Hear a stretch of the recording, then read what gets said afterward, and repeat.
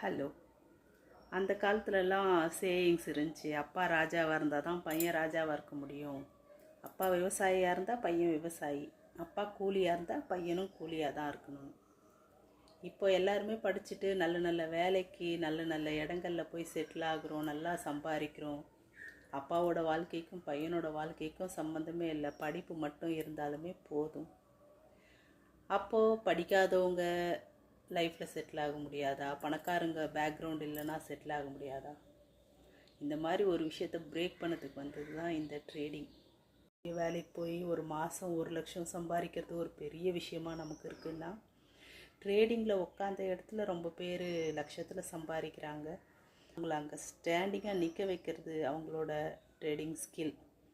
இந்த ஸ்கில்லு ஒரு நாளில் வந்துடுறதில்ல. இப்போது ஒரு விஷயத்தை கரெக்டாக நம்ம கற்றுட்டு அந்த விஷயத்தில் ஒரு டிசிப்ளினோடு பண்ணும்போது அது ஆட்டோமேட்டிக்காக நம்மளை தேடி வந்துடுது. ட்ரேடிங்கில் நம்ம A to Z நம்ம கடல் மாதிரி இருக்குது, எதையுமே கற்றுக்க முடியாது. ஆனால் ஒரு ஸ்கில்லை கரெக்டாக கற்றுட்டு அதை கன்சிஸ்டண்ட்டாக டிசிப்ளினோடு பண்ணாலுமே போதும். அதே மாதிரி ரொம்ப பேர் சொல்கிறத கேட்டிருக்கேன், 1,00,000 வச்சுருக்கேன், 5,00,000 வச்சுருக்கேன், க்ரோர்ஸில் இன்வெஸ்ட் பண்ணியிருக்கேன்னு. என்னை பொறுத்த வரைக்கும் என்னோடதெல்லாம் ஒரு 10,000 தான். நான் 10,000 வச்சுருக்கேன். ஒரு லாட் வாங்குவேன், ஒரு நாளைக்கு ஒரு 5 பாயிண்ட் 6 பாயிண்ட்டு அப்படி தான் எடுப்பேன். ஆனால் 3 முறை ட்ரேடிங் எடுத்தாலும் 15 பாயிண்ட் எடுப்பேன். இப்போ அதில் என்னால் ப்ராஃபிட்டும் பண்ண முடிஞ்சு, என்னோடய டிசிப்ளினும் இன்க்ரீஸ் ஆச்சு. அதே மாதிரி எனக்கு ஒரு கான்ஃபிடென்ட்டும் பூஸ்ட் ஆச்சு.